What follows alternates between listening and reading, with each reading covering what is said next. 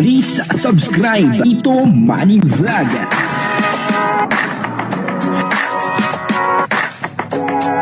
Payagan po si Tito Manny Vlog na mag-reactor para pambiling gamot sa kanya pong karamdaman. Bagamat si Carla ay naandun sa lugar ng mayroong pong okasyon, pero dito po ay nakikita po natin na bakit etong si Carla ay napakalungkot at halos maiyak-iyak po siya.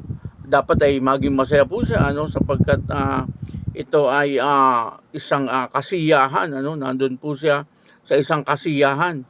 Pero dito po ay talagang naiiyak etong si Carla sa sobrang lungkot po niya. Papanoorin po natin yung video at alamin po natin kung bakit etong si Carla ay talagang sobrang lungkot. Ano po ba kaya ang nangyari? Pero bago po yan, siyempre ako muna po bumabati sa inyong lahat ng magandang umaga, magandang tanghali at magandang gabi sa inyong lahat mga kapatid. Saan man kayo ng panig ng mundo naroroon ngayon ay mag-iingat kayo palagi at pagpalain kayo ng ating Panginoon. Maraming salamat din po sa patuloy na tumatangkilik sa aking YouTube channel at nanonood sa aking video reaction. Patuloy lang po natin suportahan sila Kuya Bal Santos Matubang, Kalingap Rob at Edna Vlog, Jack Tapia at yung mga kasama ko pong reactor sa Kalingap. Ganun din po yung mga charity vlogger na Kalingap partner. Ito po yung video na kung saan dito ay makikita po natin etong si Carla ay talagang sobrang lungkot at halos mayak-iyak po ito dahil po sa kanyang nararamdaman na kalungkutan.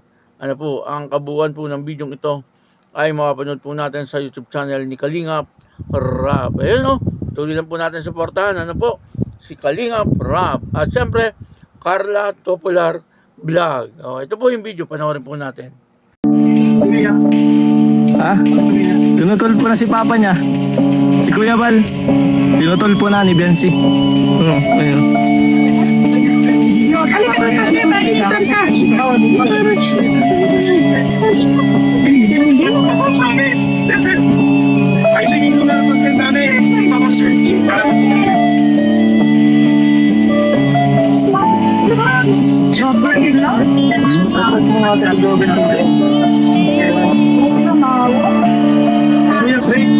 Bro, umiyak.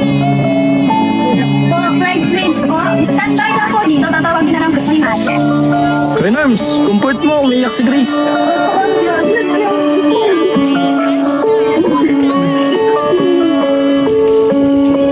Si Carlo. Hello, Carla. Kasal pa din.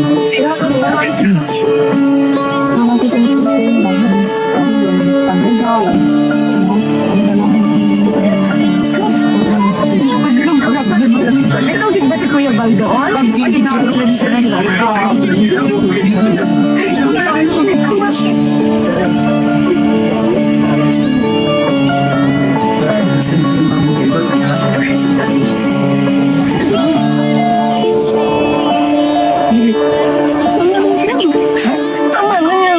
Nag-asawa ka na?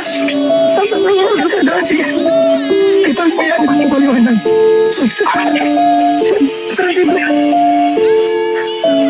Ayos na bro. Pumiyak po si Grace.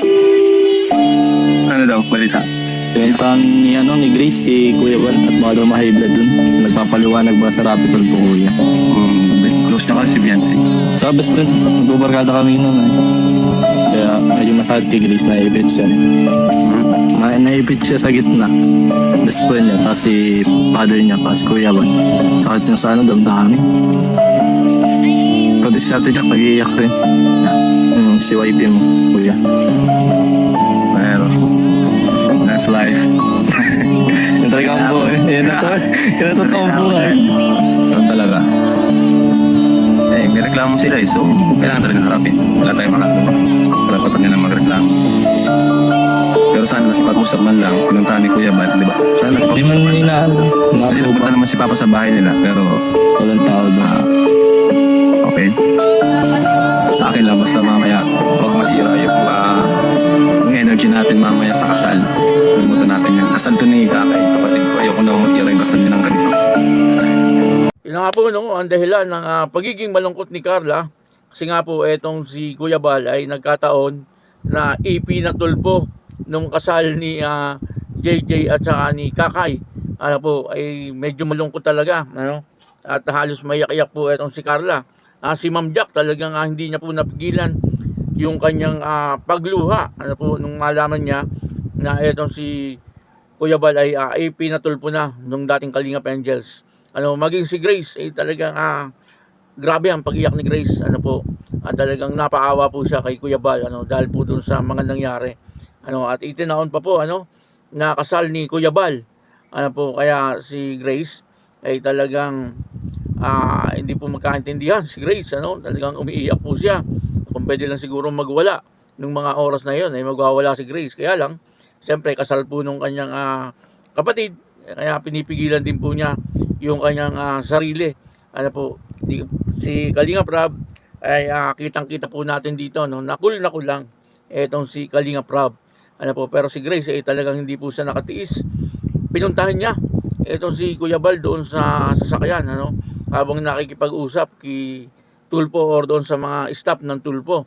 Ano po, ang kinakatakot po ni Grace ay baka ma-high blood nga daw etong si Kuya Bal, ano, kasi may high blood dito si Kuya Bal. Kung natatandaan niyo po, noon etong si Kuya Bal ay na-hospital, ano po, dahil siya ay high blood. Ano po, siyempre alam niyo na, pagka po ang tao ay nakaramdam ng kalungkutan, sobrang kasiyahan, ano po, at sobrang galit, ay maaaring sumpungin ng high blood. Ano, tama po yung ginawa ni Grace. Ano, pinuntahan niya po etong si Kuya Bal upang masigurado kung ano talaga ang katayuan ni Kuya Bal doon sa loob ng sasakyan. Ano, at maigi naman at okay naman po etong si Kuya Bal. Kumbaga, kayang-kaya ni Kuya Bal. Ano, sanay na si Kuya Bal sa mga ganitong problema. Ano po, ngayon nga nasa Manila siya. Ano po, at pupunta po kay Rapi Tulpo, ano. Nakapunta na po, ano, at bukas nga daw po yata ang interview sa kanya. Ano po, sa live. Ano po, kaya masabi po natin na ang buhay ng tao talaga ay may mga pagsubok, ano, kanya-kanyang pagsubok. Ano po, at dito nga si Kuya Bal ay hindi po akalain ng lahat na si Kuya Bal ay may papatulpo. Ano po, bigla na lang dumating yung ganitong problema. At ang isa pa, ang hindi po maganda dito ay yung tao na parang itinuri mo ng kapamilya. Ano po, yung pang talagang magpapatulpo sa'yo. At siyempre, si Kalingap Grace ay talagang medyo naiipit siya, no? Kasi best friend niya po pala ito, no? Itong Kalingap Angels na ito, sabi po ni J. Brad. At kaya sabi niya ay naiipit nga daw po sa ganitong sitwasyon itong si Grace. Pero siyempre, mas matimbang sa kanya itong si Kuya Bal. Ano po, kasi ama niya ito Ano po, at saka isa pa may pagkakamali yung kanyang best friend. Ano, kung talagang inisip niya na mag-best friend po talaga sila ni Grace at kung magturingan para magkapatid na, hindi niya po gagawin yun. Ano, bilang respeto sa pagiging magkaibigan po nila. Siya lang ang parang nararamdaman niya na best friend po niya yung tao na iyon. Ano, pero siya, hindi po siya itinuturing na best friend noon. Ano po, kasi gaya nga po ng nasabi ko, kung talagang itinuturing siyang best friend, ay iisipin po yung kanilang relasyon, ano, bilang isang matalik na magkaibigan. Ano po, kaya yun, ano, dito yung nakita po natin, ano, na talagang si Carla ay kitang-kita po natin, ano, na malungkot po siya. Talagang parang mangyak-ngyak. Ano po, si Kalingap Rob ang talagang cool na kulang. Ano, sabi niya ay nagreklamo, di harapin. Tama nga naman. Ano po, nagreklamo nga naman, di harapin nga. Ano, maraming salamat po sa inyong lahat. At ako po si Tito Manny Vlog na nagsasabing God bless you all. Diyos mabalik.